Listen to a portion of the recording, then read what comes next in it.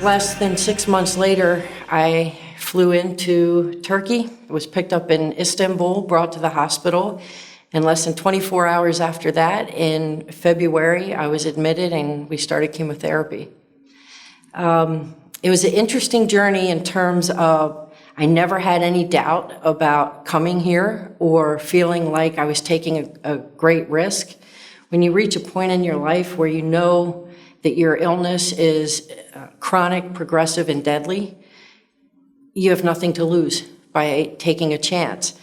You also know that in your own mind that you've done enough research, that you've become your own patient advocate, that the stem cell transplant is your last best hope at even remotely living a normal life.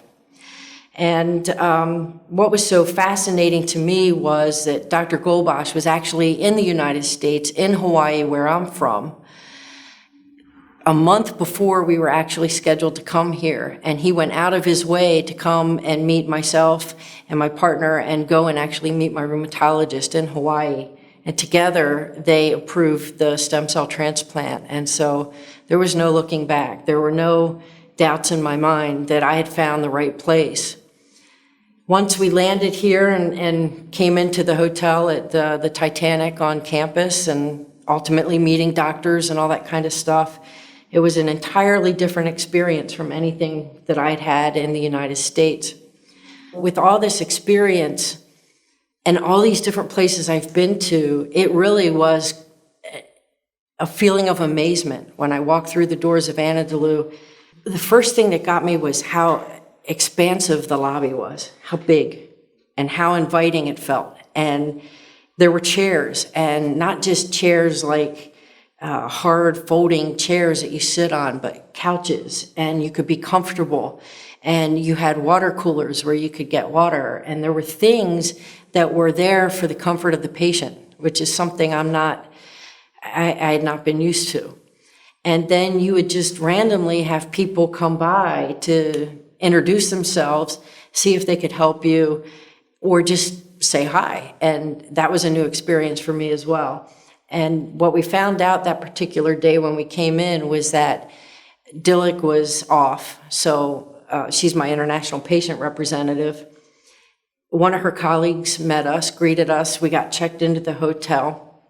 He came directly to the hotel, picked us up, walked us back up to the hospital. We went in to see Dr. Golbosh, and something happened that totally blew me away. And that was Dr. Golbosh saying, okay, let me take you on a tour of my transplant ward, along with the other floor where you will be when you become a patient once you're checked in.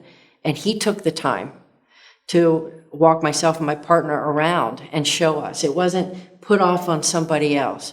It was the doctor, and he was so proud of what he was building, and he knew that this was going to be the answer. So 4 hours later, I was checked in and started with chemotherapy, and we lived here at Anadolu for 2 months. March 21st, 2011 was my new birthday. That was the day I got my stem cells back.